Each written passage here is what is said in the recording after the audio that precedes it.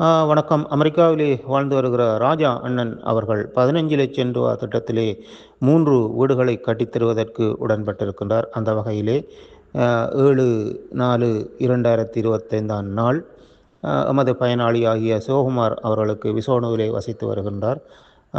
நாட்கள் வைக்கின்ற நிகழ்வினை செய்கின்றோம். அதாவது முதலாவது வீடாக நாங்கள் இதனை கட்டத் தொடங்குகின்றோம். உண்மையிலே இந்த புலம்பெயர் தேசத்தில் இருந்து கொண்டு கஷ்டப்பட்டு உழைத்து எமது இந்த பயனாளிகள் நலமாக வாழ வேண்டும் என்பதற்காக உதவுபவர்கள் பலர் இருக்கின்றார்கள். அந்த வகையிலே இந்த திட்டங்கள் நடைமுறைப்படுத்துகின்றது. அதேபோல்தான் சின்னையா துசிந்தன் அவர்கள் லண்டனில் இருக்கின்றார். மாதாந்தம் உதவி செய்து வீட்டு திருத்தங்களை அடிப்படை வசதிகளை ஏற்படுத்தி கொடுத்து கொண்டிருக்கிறார்.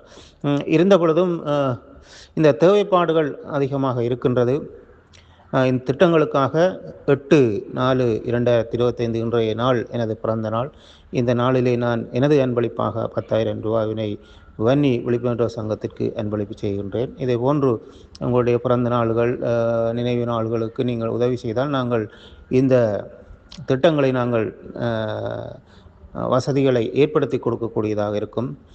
பொதுவாகவே பார்வையற்ற ஆண்களை திருமணம் செய்வார்கள், ஆனால் பார்வையற்ற பெண்களை திருமணம் செய்வது குறைவாக இருக்கின்றது. அவ்வாறு திருமணம் செய்தாலும் அது நீடித்து நிலைக்காததாக இருக்கிறது. இப்போ அண்மையில் நாங்கள் ஒரு 2 போராட்டம் காரணமாக 2 கண்களும் பார்வை இழந்த ஒருவருக்கு திருமணம் செய்து வைத்திருக்கின்றோம்.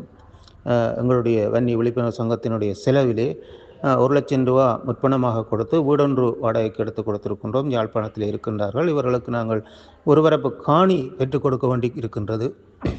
அவ்வாறு காணி அன்பளிப்பு செய்யக்கூடியவர்கள் இருந்தால் உங்களுடைய உதவி கோரிக்கையினை எதிர்பார்க்கின்றோம். அல்லது நாங்கள் ஒரு காணி கொள்வனவு செய்து கொடுப்பதற்கு காணி கொள்வனவு செய்வதற்கு உதவக்கூடியதாக இருந்தால் அதனை எதிர்பார்க்கின்றோம். அதே போன்று இன்னொரு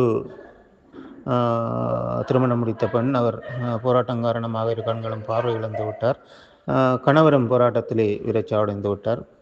தனிமையிலே இருக்கின்றார். அவருடைய மீள்குடியேற்றத்தின் போது அந்த வீட்டினுடைய கதவுகள், கூரைகள் அகற்றப்பட்டிருந்தன.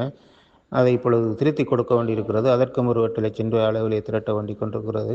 இவ்வாறான தேவைப்பாடுகள் மிக அதிகமாக இருக்கின்றது. உங்களுடைய பிறந்த நாள் மற்றும் நிகழ்வு நாட்கள் உதவக்கூடியவர்கள் உதவினால் நாங்கள் இந்த அடிப்படை வசதிகளை ஏற்படுத்தி கொடுக்க அது ஏதுவாக இருக்கும். இந்த நாளிலே அதற்கான வேண்டுகையினையும் விடுக்கின்றேன்.